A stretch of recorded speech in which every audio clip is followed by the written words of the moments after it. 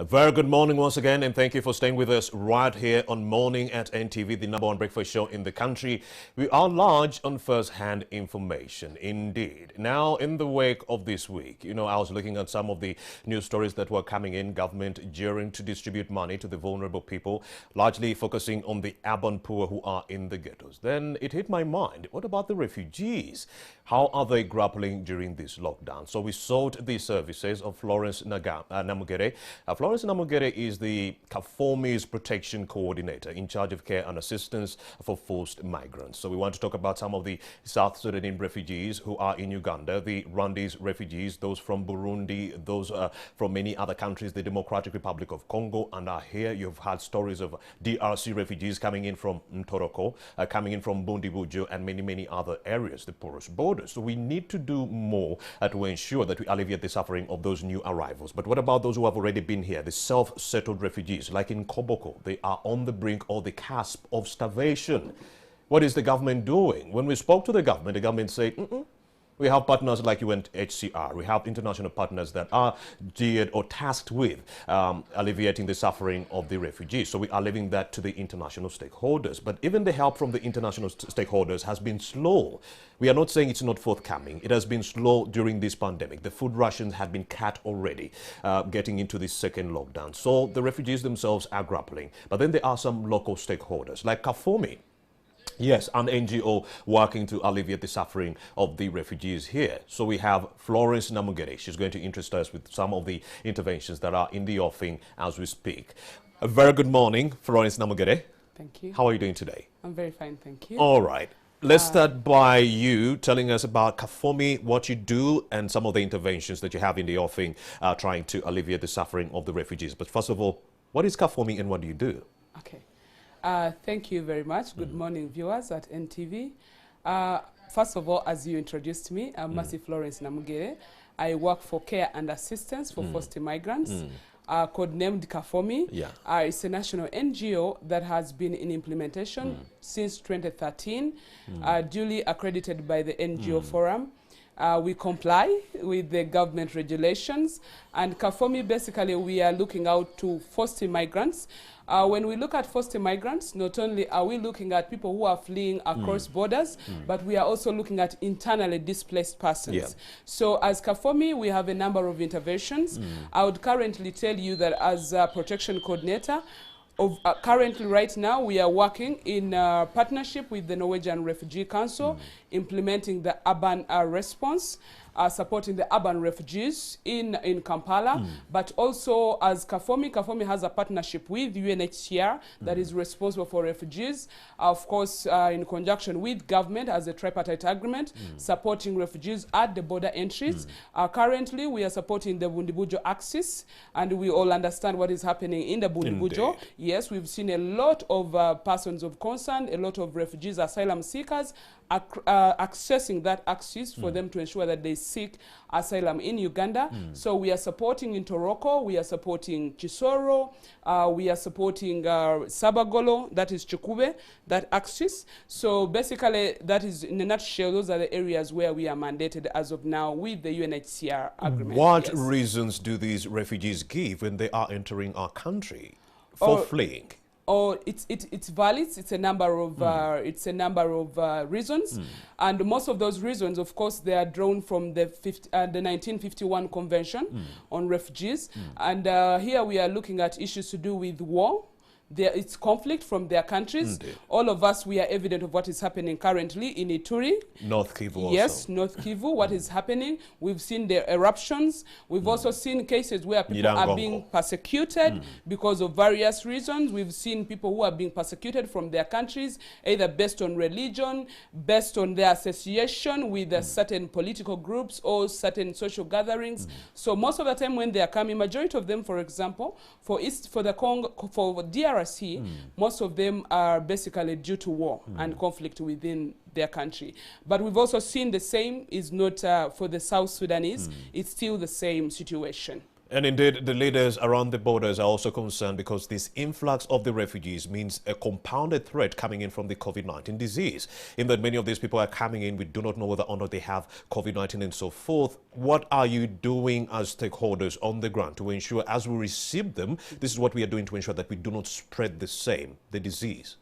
Of course, what we are doing as an agency, as I told you, we're already supporting the Bundibujo axis, is that we've worked again with other partners like Malteser International to ensure that we support the COVID situation as of now in relation with complementing the Ministry of Health.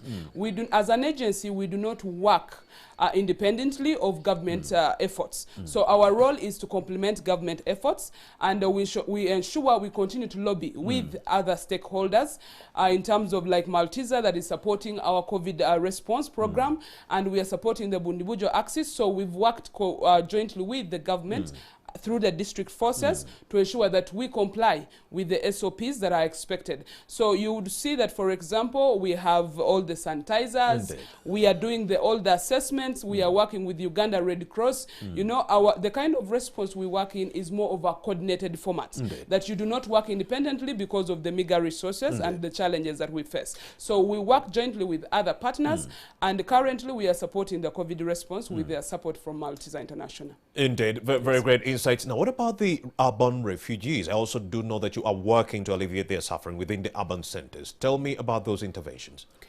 First of all, as I said earlier, is that we are working with UNHCR. We work with government of Uganda, that is through the Office of the Prime Minister, mandated with refugees. And currently what we are doing is that, of course, we have to comply with the government regulations in regard to mitigation of COVID. And we've decided to embark on communication with communities to ensure that we address or we keep educating or giving information to the persons of concern on what is happening within the current context. Of course, we also recognize that, as you said earlier, is that currently when you look at the COVID relief, the urban refugees have not been actually thought about or they are not included. So our role as agencies, we continue to advocate for refugee inclusion, but it's also a matter that OPM and UNHCR, they are taking seriously, and they are deliberating at that coordination level to ensure because that... Florence Nagami, I'm looking at a situation whereby unemployment was rife among our refugees prior to the COVID-19 pandemic. It's actually very, very hard for you as a refugee to even find work. That was the case during the pre-lockdown, pre-COVID-19. Now we have the COVID-19 pandemic. Even Ugandans who are lucky to have some jobs are now back at home. So talk about the compounded threat of that towards the refugees, the fact that they can't even find any work, even 2 hours. Yeah, I think the situation is not any better with Ugandans. That is something that we must recognize. And I would say that one of the things that we have done is to continue to advocate for space.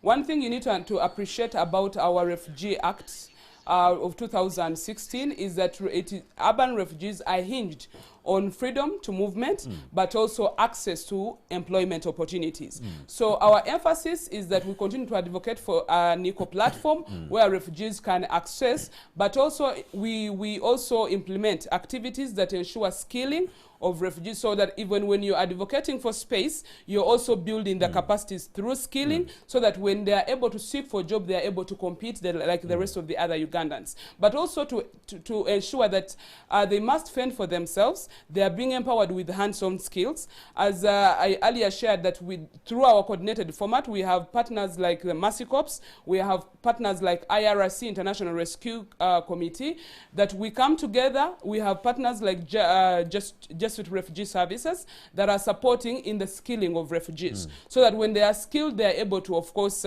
be self-reliant, they are empowered, they are able to start small skilled small skills.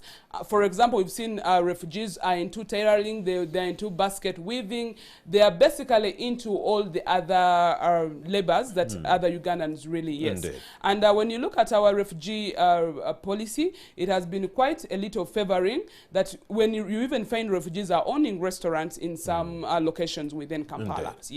Florence Nagami is Kafomi's protection coordinator. Now we also do have my good friend Robert Ochenyo hailing all the way from from Nagongera town that is in Tororo and is going to be acquainting us some of his views on how government has actually handled this COVID-19 pandemic. Very good morning, Joseph Ocheno.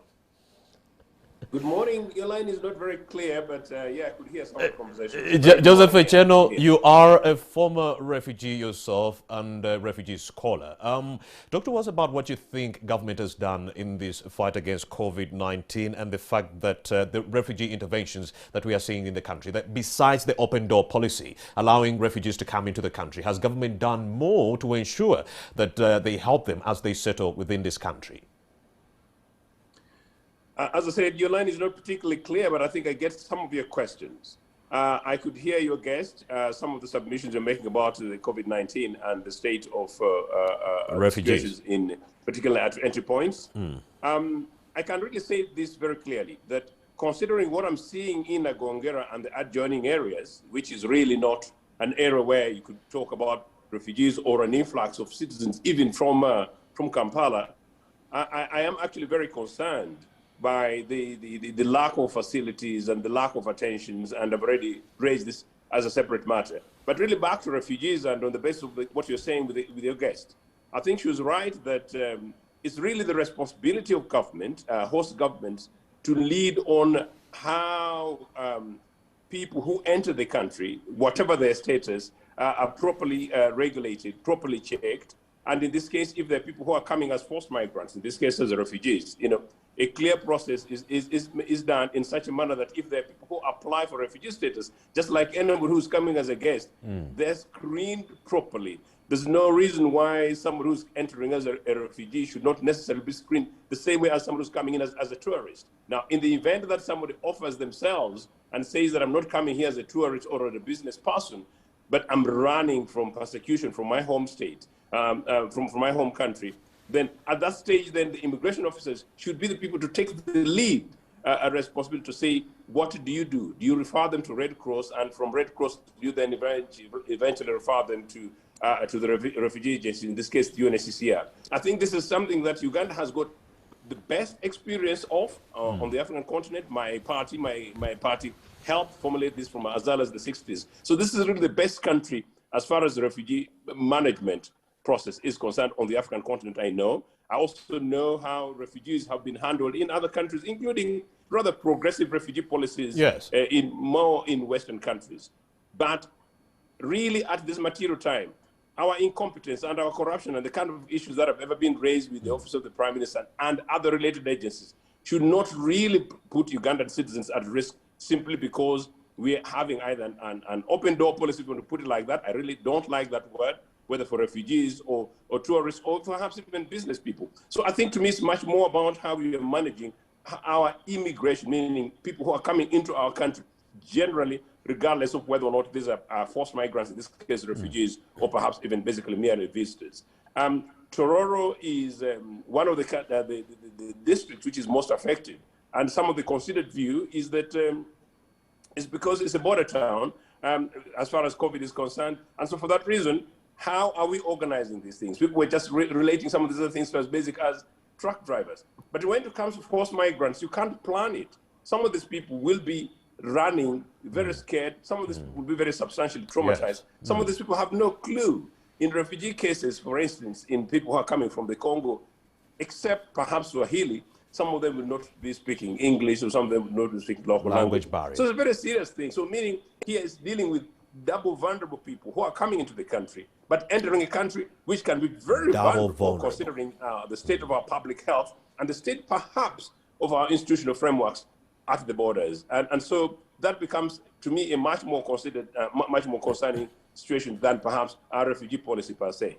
Of course, away from the refugee policy and the fact that we let refugees come in without any problem, let's talk about the fact when they reach in Uganda. Do you believe, Joseph Ocheno, our government has done enough to help them with continuity of their lives in that regard? Do you think government has done enough interventions when the refugees come to Uganda and they settle down? Because we are talking about the fact that we are not including them as the part or categorizing them as the vulnerable people, yet they are double vulnerable. I think, as I said, actually, to be fair to Uganda, and it's not about this government or this regime, it has been a traditional policy, and as Ugandans, we must clap. I can tell you I know about refugee experiences across the African continent and the rest of the world. Uganda has sort of the fairest refugee policies. In fact, surprisingly, coming from me, who's not only a former refugee, but also a refugee scholar, to tell you actually that as a Ugandan citizen, I sometimes actually get concerned about possibly how lenient our immigration policy is, generally, not about refugees, but generally. What am I saying? I'm saying that refugees who come, people who come into our country, when they have been established as bona fide refugees, meaning they meet the UN Convention status as refugees, they have rights over and above those people who are, for instance, who have not yet been established as refugees. Do they have same rights as citizens, as close rights as much as possible, as close to citizens? They should be able to be allowed to work and to do businesses. Now, those demarcated regulations, it is our job as citizens of Uganda, as a government of Uganda, to make sure that happens. I know other countries, including Zambia, where many Ugandans live, where I know people who were former civil servants, including the UN, they were not allowed to do certain jobs. I think that is rather rigorous. For us here, I think it has been generally generous. Problem is, you have cases, I've had stories where the people in Uganda, I don't really want to call it, to stigmatize the refugees, people in Uganda whose status we do not know, but they own businesses in Uganda which Ugandan citizens cannot. I'm not quite sure whether I'm comfortable with that. There are people who would then come into Uganda and do certain things and carry out certain exercises, some of which are not particularly very good, and then a Ugandan citizen would have a right to be concerned. But as far as refugees, vulnerable refugees coming from our neighboring countries are concerned, once they've been established as bona fide refugees, my opinion is there's no reason why we should not continue with our good policies of making sure that these guys have got access to education, access to health, just like all our citizens, indeed, access to employment. And indeed, Uganda's progressive way of making sure that these guys have got an enabling environment where they can till the land, do the businesses, and do everything else like most citizens of our country are able to do. The issue to me is regulation and enabling rather than the principle of doing these things per se. Joseph Otieno, thank you very much. I'm going to revert back to you to just discuss these other issues. Should we be maintaining the status quo or the culture of leaving the well-being of the refugees to international stakeholders of like UNHCR or local stakeholders like Kafomi? Or should we be working together as a global village to help the refugees, even when they settle in those host countries? Let's get back to studio. Florence Namugere is still here. She is the protection coordinator at Kafomi, under care and assistance for forced migrants. Let's paint a picture of the plight of the refugees, especially here in Uganda. You have refugees in Koboko who have nothing to eat. They are on the cusp of starvation. And these are refugees who are self-settled. So meaning even those who were self-sufficient are now grappling.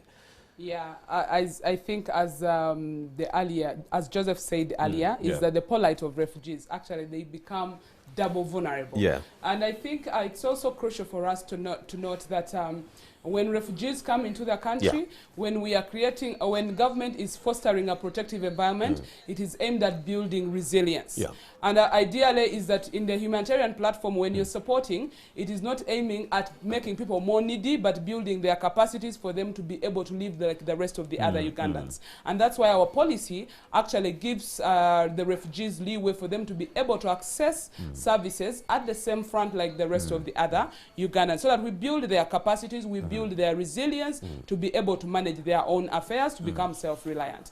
But on the issue of refugees in Koboko, one thing you need to understand is that in terms of the urban the government of Uganda, the refugee policy gives refugees a leeway to move, freedom of movement, to search for opportunities in respective locations. Now, currently is that the refugees in Koboko town, those are self-settled refugees, because they must be attached to respective settlements.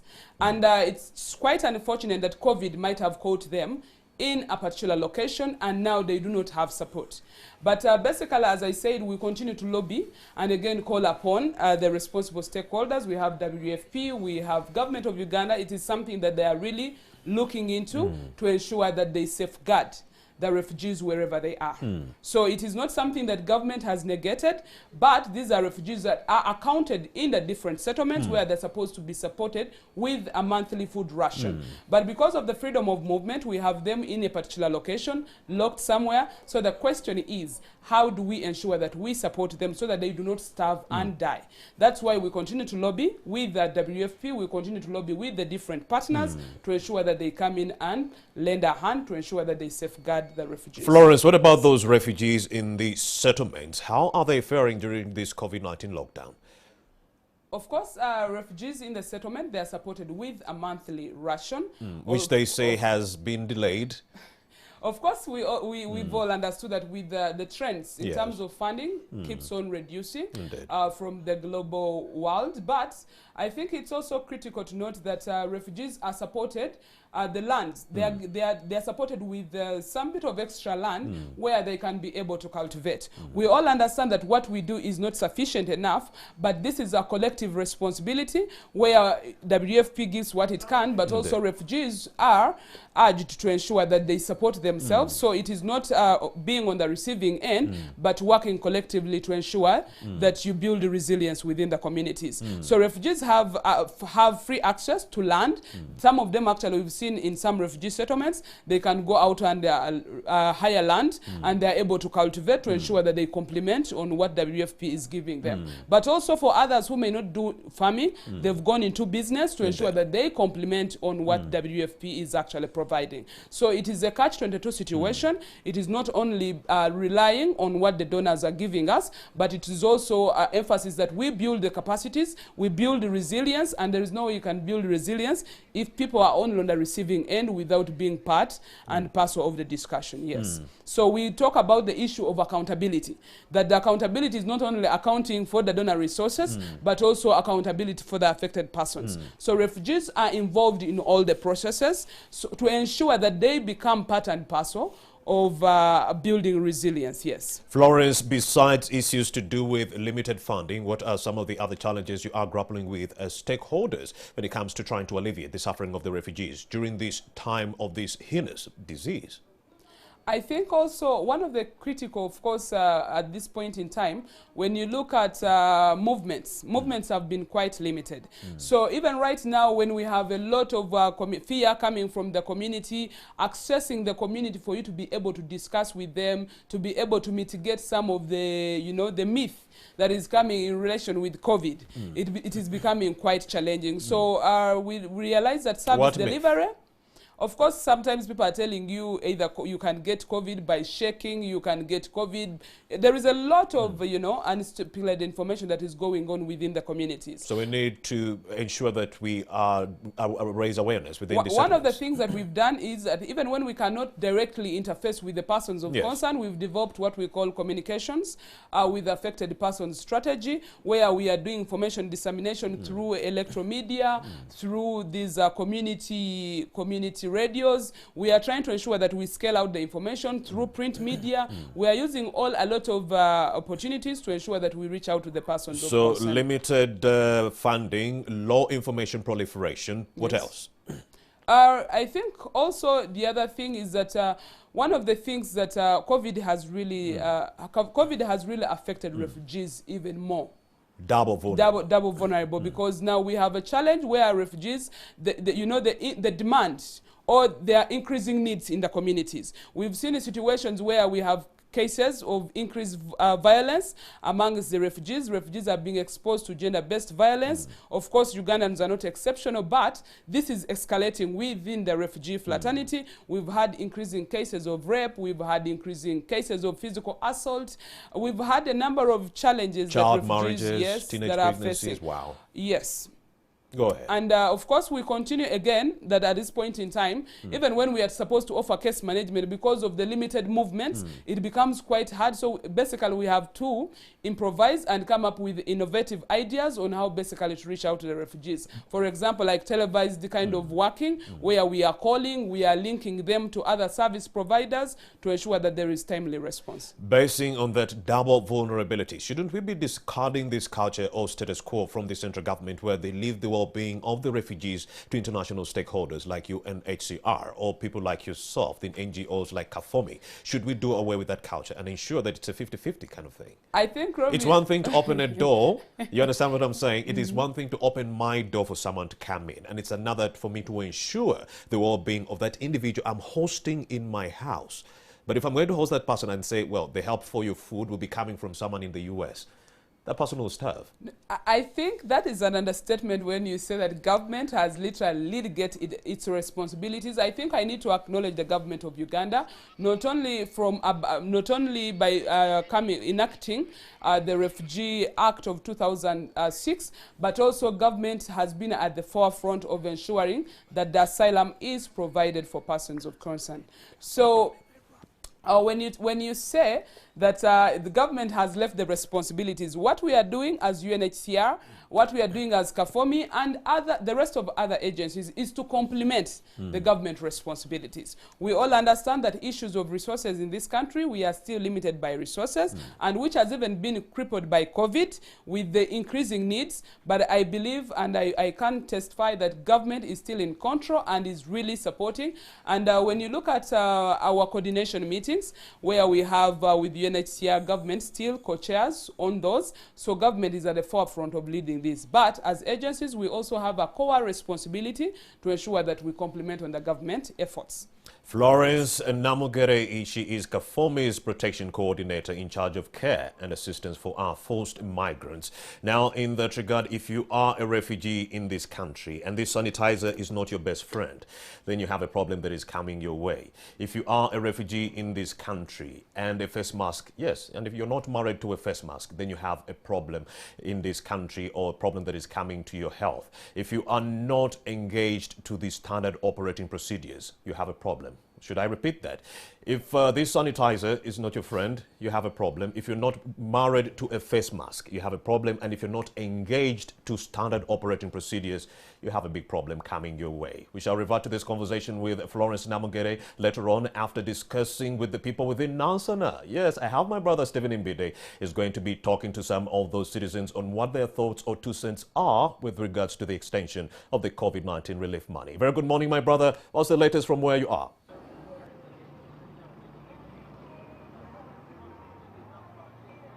Live on Morning at NTV. How are the good people of Nansana, where I hail from? Yes, good morning to you, Romeo Boseko. Right now, I'm in Nansana. This is Nansana municipality at the Yesu Amala stage, but we know Nansana is one of the municipalities, 42 municipalities and cities that are supposed to be getting the 100,000 shillings that is supposed to be going to those vulnerable groups. But I want to understand from the people here, from the LC chairpersons here and the locals, asking them about this money. When are they getting the money? Are they getting the money today or next week? As we see many meetings happening, many government officials trying to sort out, because up to now, men are not yet sure when this money will be coming out.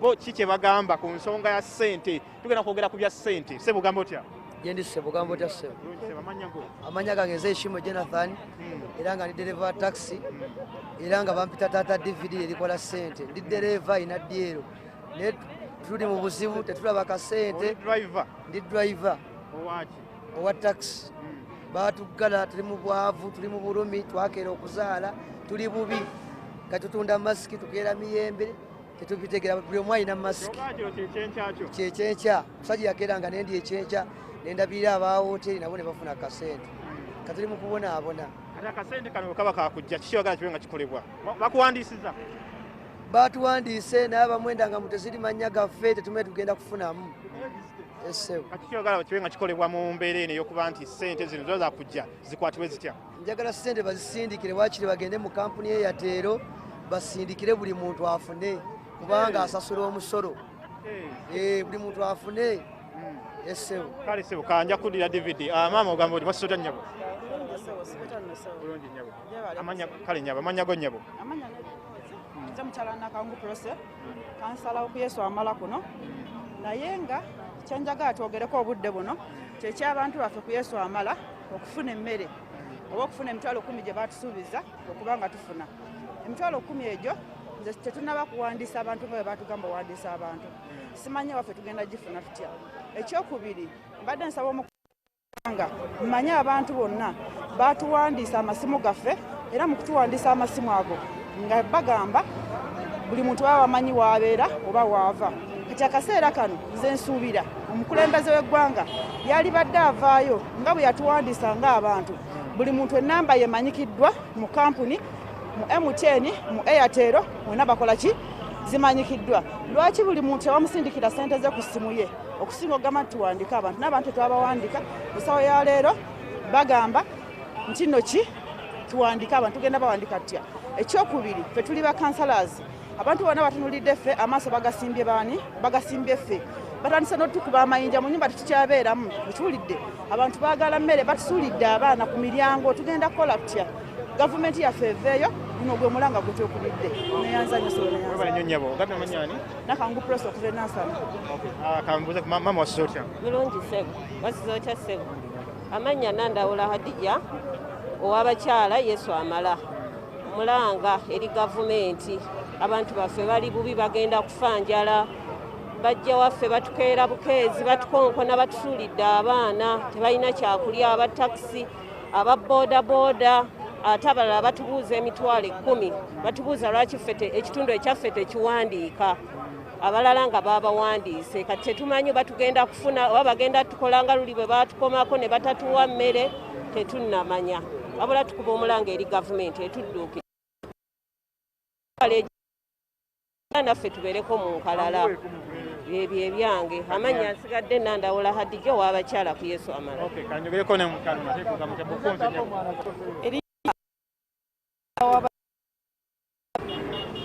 nze nkubira omulanga gavumenti banaye bandituyambye abantu bali bubi tebannatuwandiika kati nga ffe bakansalaza obuvunaanyizibwa baabutujjako ne babuwa ba town clerk atamanyi muntu ffe bakansala abatuuka mu bantu ffe tumanyi omuntu wa wansi bandituyambye ennaku zigenderera abantu bafa tebalina kye balya n'olw'ensonga gavumenti yanditujjukidde neyamba abantu bali bubi tosobola kukeera ku makya n'ogamba muntu nti tokola ye omukulembeze yakeera bukeezi n'agamba abantu nti mulookinga enkya temukola abantu tebalina ssente tebalina mmere kati mmwe mulowooza omuntu ajjewa ne bw'aba alina ssente aziryako ziggwawo omuntu buli nga toyingiza kizibu nga zolinawo zolya toyingiza ekyo kizibu banaye ne woba olina ssente mmeka gavumenti yaffe erina okubeera nga etegekera abantu bannayiffe tulaba amawanga amalala abantu bonna abategekedde manya asigadde Naggairita kansala w'abakyala mu kitundu kino gavumenti egezaako bawa emitwalo gino 10 simanyi mulimu gwokola simanyi baba bakuwandiise naye kyenyala okumanya mu byonna goza ssente zino zimala emitwalo 10 okumazaako ebbanga lino yonna lye baataddewo kati naze ku ndowooza yange kakasente tekamala kakasente katini nnyo kubaana ekitono nnyo nze wemba ndidde ndye nusu kasanvu ng'akekerezza kati simanyi oba kakasente kaba kamala nga ndyako nusu kasanvu kuba ate nze nali komediyani nga tukuba bivulu ku sho ne tugenda ne tulabika nga abakuwaayo 10 bakuwaayo 6 mu lunaku lumu kati osobola kumpa mitwalo 10 mwezi oba nnaku ezo zisukkamu sente ziba ntini nnyo akasente ako nze ndaba kaba tekamala kuba kati mbadde nvuga booda nga neeyiiya ebifuluusi ebyalayi tebirabika tobayibegenda yasanga kifuluusi pasiko ng'oli akumanyi olitasobola kuwa mitwalo gye 10 mugenda ondeetera ebintu mu kibuga nga akulabye lunaku lutya lumu kati ebyefuluusi tetukyalabirako ddala era n'abantu kati tetosobola kuvuga muntu enabalandiroodi ate bandituleseemuko kuba kati tetukola banaye akasente nga ate bakubanja ngenda kuddira kansoke njogere kati n'abakulu bano era sebo wasiza otya amanyago ndi bulungi nze Ismail Kajubi Sava kansala akiikirira ekitundu kino ekya Nansana Yesu amala kakati gwe oli kansala essene gavumenti enaba kutegeerekeka bulungi nnyo oba kutandika lwaleero oba wiiki nnamba minisita omu agamba babawe wiiki emu abamu bagamba zitandika olwaleero kiki gwe kyolowooza kyanadde kikolebwa mu kukwata ssente zino kyonna kyekiri abantu b'e Nansana baggwamu dda essuubi kubanga ku luli akawunga n'ebijanjaalo abantu b'e Nansana tebaafuna naye nga gavumenti yagamba ssente zaafuluma n'akawunga ne kafuluma n'ebijanjaalo naye abantu ne batabwebwa gavumenti yandibadde ya buvunaanyizibwa obwagiweebwa n'erabirira abantu baayo gavumenti z'awantu awalala ziggalira abantu okubatangira obulwadde naye ne zibawa ekyokulya. Naye no gavumenti eringa eyasindika abantu mu kufa, abantu baweddemu essuubi, gavumenti yandizuukuse kubanga ffe abakulembeze abantu bakeera kutukonkona buli lunaku, batukubira amasimu, tukozeeko kye tusobola. Ate poliisi bwekulaba ng'oyamba abantu gubeera musango. Kale tubadde tusaba gavumenti esuubize byesobola okukola kubanga emitwalo 10 gyokka kakati zigenda mu wiiki 2 esuubizza abantu zaffe balowooza ssente ffe tuzirina. Kibuka Godfrey, nze kyeyamaani w'ekitundu kino kye bayita Yesu amala 78. Abantu bano bonna nyala okumanya gwe nga ssentebe w'ekitundu kino bakuyingiza mu nteekateeka y'okuwandiisa abantu bano kubanga manyi balina okuba nga bajja ne bakubuuza ssente zino. Sebo neeyanze omukisa gw'NTV gwetuwadde era mwebale nnyo okujja eno. Tebaatuyingiza era nze sinnawandiika n'omuntu n'omu ku bano gw'olaba, so ng'ate enkalala zonna tuzirina. Ffe tumanyi gundi ali wali ali bubi, owa takisi ali wali, owa booda ali wali, fonna tubamanyi. Tebaatuyingiza mu process eno tetuliimu era naffe twewunya bwewunya abantu ssente bagenda zifuna batya. Enkalala tuzirina. Lockdown era eyayita omwaka guli baatuwandiise n'ebitabo tubirina biyitirivu. Kaakati bye twandikutte ne tuwawa byonna baabitulekera biri awo. Baba nnyo ssebo Kabanda Godfrey ssentebe wa Nansana Yesu Amala, gwe b'osembayo okiikira ebirowoozo by'abantu bonna abatannaba kwogera. Amannya go ne ki ky'ogamba ku nsonga eno? Ku nsonga eno amanya mpitibwa Bogerera Manzani. Nsula Nansana n'ekinnuma ku mutima kusanga batuggalawo ne batuzza ewaka tetukola. Nze nvuga boda tetukyakola, tetukyalaba ku basaabaze, emigugu gye batugamba okutikka tetugirabako. Wovaayo n'ogenda oba n'ofuna ekifuluuso ogenda okikole, woyita ku kidde ekya poliisi bakuyimiriza, b'olina mu nsola ne babutwala ne piki ne bagitwala. Kati ze mbuuza gavumenti ku muntu waawasi kati nganze anoonye emmere ya leero oba kuba booda baganda bange bona gye bali abanoonye emmere ya leero, tugenda kikola tutya nga tetukola tetulya? Ofuna omugugu gw'oyinza okulyako ekyokulya, oyita ku kiddo ne bakukwata ne bakakugyamu, kyokka emyezi gigenda, andiroodi abanja. Kati ze mbuuza gavumenti yayise ekiragiro ne batuggalawo ne tukkiriza, naye lwaki tebatunula ku nsonga ya bandiroodi okusinga tetukola tetulya, kyokka yandiroodi akola ki? Abanja. Numa nnyo kinyumira ddala. Ensonga ezo gavumenti, abakulu mu gavumenti badde baziraba bulungi nnyo ku Morning at NTV. Omwami ono badde baziraba. Omwami ono odde awuliriza bulungi nnyo ensonga zonna ezigenda mu maaso. Gwogeno ngenda kubuuza ekibuuzo ekisembayo. Omuggalo guno gwe tubaddemu kati wakatambulako ennaku 21, gw'olowooza kirina kye kiyambyeko mu kulwanyisa obulwadde bwa COVID-19? Tekirina kye kiyambye. Nze ngira Lawrence Kibirige, chairman wa Mochenji Nansana. Omuggalo guno ezino ennaku 21 tezirina kye ziyambye. Weewaawo tubadde tukyetaaga naye okuyamba tikiriiwo kubanga ne bw'onaasigalawo abantu 10 mu Uganda yonna ne wasigala abantu 10 era infections zigenda kuddamu. Ekyalibadde kikolebwa bantu kubata bakola emirimu gyabwe naye nga batuteereddewo embeera ey'okwekuuma ennyo kubanga eno virus tasobola kuggwawo. Kati abantu ennaku 42 bwe zinaggwawo tukole ki? Batulage ekiddako, batuleetedde obuzibu nga ffe bassentebe kubanga abantu bakeera bafe okubawandiika ate batujja mu kubawandiika. N'olwekyo gavumenti mu kifo kya bino byegamba nti neereeta emitwalo 10 esale magezi tukuumibwa tutya ennyo tuleme kukwatibwa bulwadde naye abantu nga bakola emirimu gyabwe. Abantu kye basinga okwetaaga kukola so si mitwalo 10 kubanga emitwalo 10 is nothing. Mwebale nnyo mwebalidde NTV mufaayo nnyo ku lw'omuntu wa bulijjo. Mwebale nnyo mwebalidde ddala. Nedda bantu oli ebijanjalo wabitwala ne ssente zigamba. Okay, mwebale nnyo endowooza zammwe be batuuze ab'e Nansana wano ku Yesu Amala. This is Nansana municipality, one of the 42 municipalities and cities that are supposed to be receiving the 100,000 shillings to each vulnerable person in these 42 municipalities. This is Morning at NTV. Stephen Imbido Fefe Switch, taking you back to Romeo Busiku in the studios.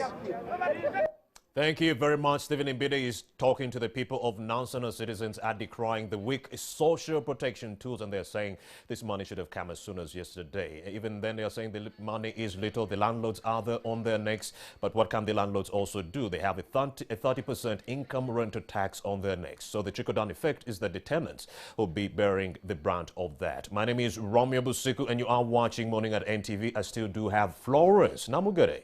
She is Kafomi's protection coordinator in charge of care and assistance for forced migrants. Let's talk about what government interventions are there in the offing before I let her go. Now, Florence Namugere, that money that is going to be distributed to the citizens of this country, should we be giving it to the refugees too? Aren't they vulnerable as well? Should we be actually including them into this vulnerable category? And what else should government be doing to alleviate their suffering, and also international stakeholders like UNHCR and yourself, Kafomi, and other local partners? Thank you very much. As we went into the break, you were asking, I think one thing we need to also recognize that UNHCR, as in the first lockdown, they were able to support refugees with face masks. Of course, jointly working with partners, they were able to support with masks. They were able to support with one-off stipend to ensure that, of course, refugees are able not to fall into a more, again, protection risks. So they were able to support them with face masks, soap, to ensure that, of course, they are in compliance with the COVID regulations. And that has not stopped. Even right now, as agencies, we continue again to support with face masks. But going back to what you've asked, the question of should they be considered. Right now, what we are advocating for as agencies, we are advocating for inclusion of refugees amidst the diversities. So when we are talking, government is mandated to foster a protective environment for refugees, and government is totally mandated for refugees. So when they're in this country, definitely government should be at the forefront of ensuring that they are supported. So refugee inclusion is what we are advocating for. Indeed. Yes. Florence Namugere couldn't be spot on with that highlight. She is Kafomi's protection coordinator in charge of care and assistance for our forced migrants in this country. They tally 1.4 million plus. Thank you very much for coming through. Let's take a breather. I do have Joseph Ocheno. He's still on the line via Zoom. We shall engage him shortly after this breather about the life of Kenneth Kaunda and so forth.